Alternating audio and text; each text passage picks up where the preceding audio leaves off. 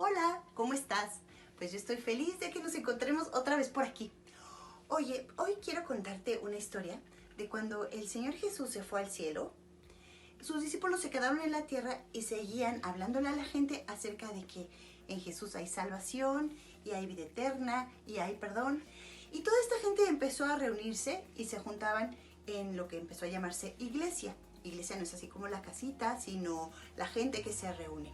Entonces ellos empezaron a juntar y se llamaban la gente que seguía a Jesús o que seguían el camino.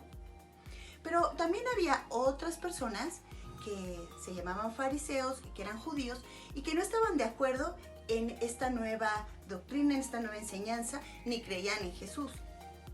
Había un personaje muy importante entre ellos que se llamaba Saulo.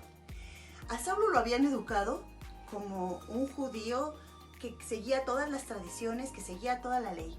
Había estudiado muchísimo. ¿Te acuerdas que la otra vez te dije que la mayoría de los discípulos habían estudiado muy poquito? Era gente muy sencilla, muy humilde, que pues apenas sabía escribir y que Dios los llamó para que siguieran a Jesús, fueran sus discípulos, pero su trabajo era aprender lo que Jesús les decía directamente. Bueno, pues en este caso Saulo era un personaje que había estudiado lo más que podía estudiarse en ese momento.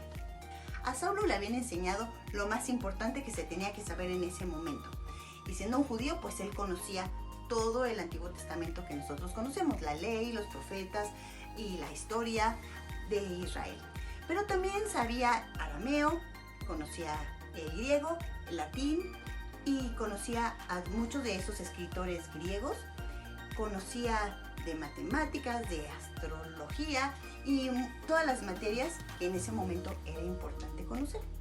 Bueno, Saulo pensaba que lo mejor que se podía hacer era no seguir a Jesús y su trabajo era, según él, ayudar a Dios a que esta gente que seguía a Jesús ya no lo hiciera más. Así que lo que él hacía era, si se encontraba a alguien que decía que seguía a Jesús o que era cristiano, iba a su casa, no importaba si era hombre o mujer, y lo sacaba jalando de su casa y se lo llevaba preso a un lugar. Cuando atraparon también a un discípulo que se llamaba Esteban y dio un discurso muy bonito a los fariseos acerca de quién era Jesús y cómo nos había traído la salvación, un discurso súper bonito y súper lindo, los judíos se enojaron mucho y decidieron apedrear a Esteban. Bueno, Saulo estaba allí y lo que él hizo fue que todos los que iban a apedrear a Esteban les decía, no, tú pásame tu abrigo, pásame tu ropa, yo te la guardo para que no te compliques y puedas apedrear con tranquilidad a Esteban. Saulo pensaba que estaba haciendo muy bien su trabajo y que estaba casi ayudando a Dios haciendo esto, haciendo que la gente no siguiera a Jesús. Así que fue con los fariseos, con los sacerdotes judíos y les pidió que le firmaran unos permisos para que la gente que vivía en Damasco y que seguía a Jesús, pues él los pudiera traer cautivos y los pudieran echar en la cárcel.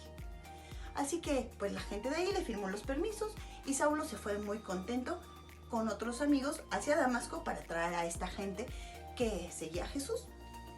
Mientras iba en el camino, era un camino un poco largo, ya muy cerca de Damasco, se le apareció una luz muy grande que le hizo casi no ver nada de cuando hay tanta luz. Saulo se cayó al piso después de ver esta luz tan grande y oyó una voz que le decía, Saulo, Saulo, ¿por qué me persigues? Saulo, por supuesto, estaba nervioso, temblando y dijo, Señor, ¿quién eres? A lo que la voz le dijo, soy Jesús, a quien tú persigues. Dura cosa te es dar coces contra el aguijón. Esto significa, es muy duro, es muy doloroso que estés pateando una cosa que te pica y te lastima. Bueno, y entonces Saulo dijo, Señor, ¿qué quieres que yo haga? El Señor Jesús le dijo, ve a la ciudad de Damasco y ahí se te van a dar instrucciones de lo que tienes que hacer. Los amigos o los acompañantes de Saulo oyeron la voz, pero no pudieron ver nada. Pero cuando Saulo se levantó, se dio cuenta que no podía ver nada. Esta luz había sido tan fuerte que lo había dejado ciego. Así que sus amigos lo acompañaron y lo llevaron hacia Damasco. Así estuvo Saulo 3 días, sin poder ver, sin comer y sin tomar nada. Se la pasaba orando, pidiéndole a Dios una respuesta de qué tenía que hacer ahora. Mientras tanto, en esta ciudad de Damasco había un discípulo que se llamaba Ananías. Ananías estaba orando y de pronto oye una voz que le habla y le dice, Ananías, Ananías. Y entonces Ananías sí reconoce quién le habla, que es el Señor. Le dice, Señor, aquí estoy, ¿qué quieres que haga? Mira la diferencia entre Saulo y Ananías, porque Saulo no reconocía esa voz. Ananías sí la reconocía muy bien.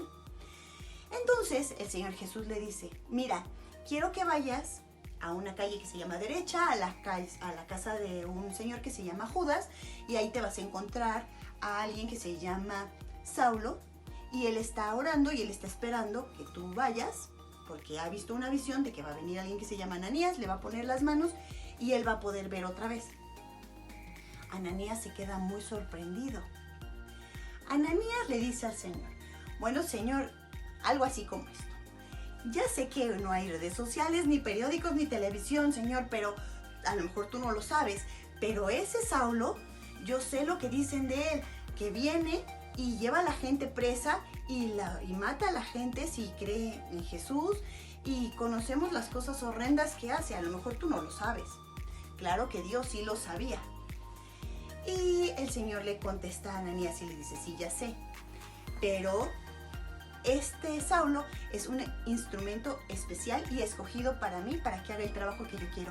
Él va a ir y va a hablar acerca de mí con el pueblo de Israel, con los que no son del pueblo de Israel y con reyes y con toda la gente importante. Él es un instrumento súper especial que yo voy a utilizar. Yo le voy a enseñar a él lo que es necesario sufrir para poder seguirme a mí. Así que Ananías dijo, bueno, está bien, Señor, yo confío en ti. Y fue a la casa de Judas donde estaba alojado Saulo. Cuando llegó, oró por él y le dijo, hermano Saulo, recibe la vista, y recibió también el Espíritu Santo. En ese momento a Saulo le cayeron como escamas de sus ojos y pudo ver otra vez. Y entonces se bautizó y comió, y ya que había recobrado todas sus fuerzas y que estaba contento otra vez, se puso a hablar de la fidelidad de Dios y de que Jesús era el Salvador. A partir de ese momento, la vida de Saulo cambió completamente. Ahora ya no llevaba arrastrando a la gente a la cárcel, sino que ahora iba a él y le decía a la gente que en Jesús había salvación, que nosotros habíamos cometido muchos pecados, pero que él nos perdonaba de todas maneras, que él había recibido una segunda oportunidad para hacer las cosas que a Dios le gustan, y que si creemos en el Señor Jesús podemos ir al cielo. Pero cuando le decía eso a la gente se sentía confundida y decía, pues ¿qué no es este el que nos llevaba a la cárcel? ¿El que ayudaba a apedrear a la gente si decíamos que seguíamos a Jesús? ¡Qué extraño! Así que no le creían mucho. Pero los judíos empezaron a escuchar, los que vivían en Damasco, que Saulo estaba hablando acerca de Jesús y habían decidido matarlo. Así que tenían unas guardias especiales en las puertas de la ciudad para que cuando él saliera, pues lo pudieran matar. Pero los amigos que tenían, los nuevos amigos de Saulo en la ciudad, le ayudaron a salir de la ciudad a través de una ventana, lo metieron en un canasto y a través de una cuerda lo bajaron y él pudo salir de la ciudad. Cuando llegó a Jerusalén y buscó a los discípulos y a la gente que seguía a Jesús, la gente le tenía miedo y no quería juntarse con él porque decían, no, a lo mejor es una trampa, lo que quiere es llevarnos a la cárcel, lo que quiere es matarnos. Y claro, con justa razón, porque lo había hecho muchas veces. Pero se encontró con un discípulo de Jesús, Bernabé, que les explicó a los discípulos todo lo que había pasado, que se había encontrado con Jesús en el camino y que su vida había cambiado. Después de esto, Saulo se llamó Pablo y es el apóstol más conocido de la Biblia, seguramente, y que escribió muchas cartas y nos dejó muchas instrucciones y unos textos hermosos. Muchos de ellos son que él los escribió mientras estaba en la cárcel, otros mientras él trabajaba o mientras estaba en alguna iglesia, pero son pasajes hermosos, la mayoría de los que él escribió y que nos ha dejado. Por ejemplo, todo lo puedo en Cristo que me fortalece. O para mí el vivir es Cristo y el morir es ganancia. Él sabía que todo el trabajo que estaba haciendo era para el Señor, y si él moría, que al final tuvo que morir por ser cristiano y por ser seguidor de Jesús, no importaba, era ganancia. Y bueno, esa es la historia que quiero decirte hoy.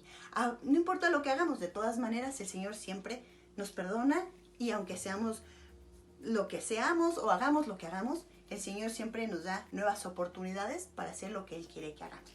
Bueno, ¿qué te parece si vamos a ver la actividad de hoy? Que creo que te va a gustar mucho. Y ya. Hola, hoy te vamos a enseñar a hacer un cuadro de mosaico. Los materiales que necesitamos son revistas, hojas, tijeras, Pritt y plumones. Bueno, vamos a empezar a cortar triángulos de las revistas y vamos a conseguir pues un montón de triángulos de distintos colores para que quede un cuadro variado con distintos colores. Entonces, después de que ya tengamos todos estos triángulos, vamos a empezar a pegarlos en la hoja. Entonces, agarramos el Pritt, agarramos todos los triángulos que hemos cortado, le ponemos mucho Pritt para que no se despeguen y vamos a empezar a pegarlo. Puede quedar una separación blanca, no es necesario que queden todos juntos. Y así vamos a empezar a llenar todo con triángulos hasta que llenemos toda nuestra hoja.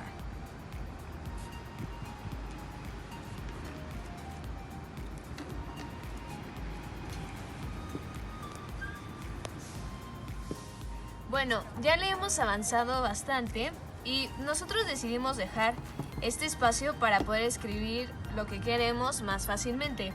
Ya nada más nos falta llenar estos espacios y como pueden ver, todos los triángulos, o sea, son de diferentes colores, de diferentes tamaños y dejándole como un borde blanco, pero ese es el estilo que queremos que quede. Entonces, ya, eso es todo. Ahora vamos a escribir el versículo que queremos. Ahora vamos a escribir el versículo que dirá: Señor, ¿qué quieres que yo haga? Que es referente a la clase del día de hoy. Lo puedes hacer como nosotros lo hicimos, que le dejas aquí un espacio en blanco para poner el texto, o si no puedes poner toda la hoja con los triángulos. Es una actividad muy relajante y lo puedes hacer formando como un rompecabezas y ya te queda bonito.